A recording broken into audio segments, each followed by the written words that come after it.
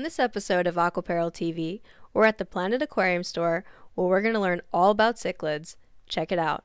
The majority of them are actually African cichlids. There's a handful of South Americans in here. There's 2 Jack Dempseys. There's black convicts. What is this one? And he is a hap. He is a Malawi hap, cold water hap, basically. And all of these guys get really big and really aggressive. Very beautiful fish, obviously. They're stunning.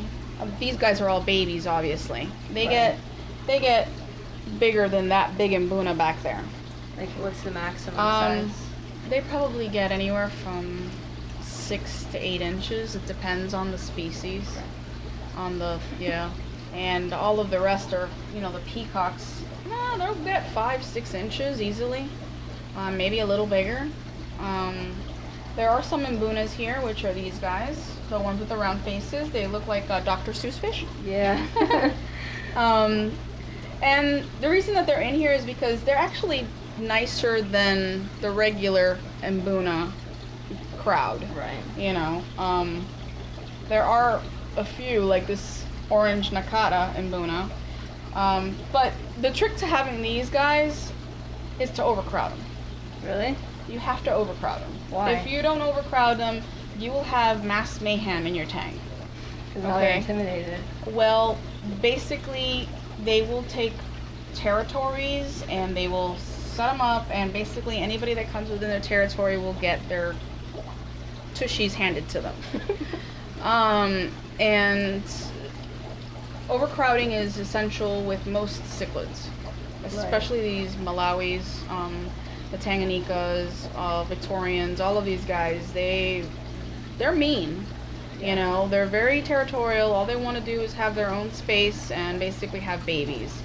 So, what are you gonna do? And they don't allow, the other guys near them. So in order to keep down the aggression, overcrowding.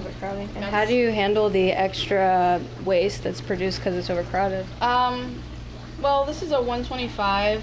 We have 2 filters running in here. Okay, so you got the wet dry and we have a canister. Right. So basically, it's just increase the bio. Right. Anytime you have big cichlids or cichlids that will potentially become big or that you have to overcrowd, overfiltering is never bad. Right. You should you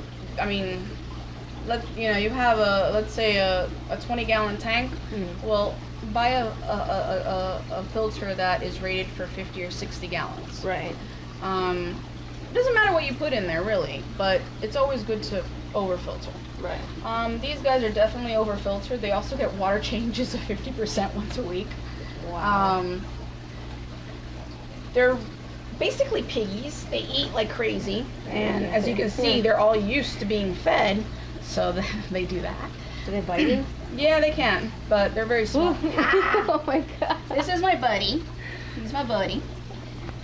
He is actually an algae eater. Really? So Yes. He's not going to bite you? He'll bite you, but he doesn't really have the teeth to get you. He's got molars in the back to tear up food. But he's mostly algae eater. He's mostly an algae eater. He scrapes algae off rocks in his native habitat. Really? And it gets that big? Yep. The lighting on the cichlid tank is amazing. How did you do this? Well, this is an LED. This is actually a pretty strong LED. It has a dimmer, so we can actually choose to have all the lights on or part of the lights on. But you get this effect, right? Right now, there's only 1 row of lights on this on it. We have the others turned off or dimmed down to a much lower degree. Otherwise, it'd be too much light in this tank, and we don't have enough plants in here to actually help with the algae bloom that would all of a sudden take over if we had too much light. Right. So it's dialed down, basically. Thanks for watching Aquapparel TV. For more episodes, check out aquapparel.com.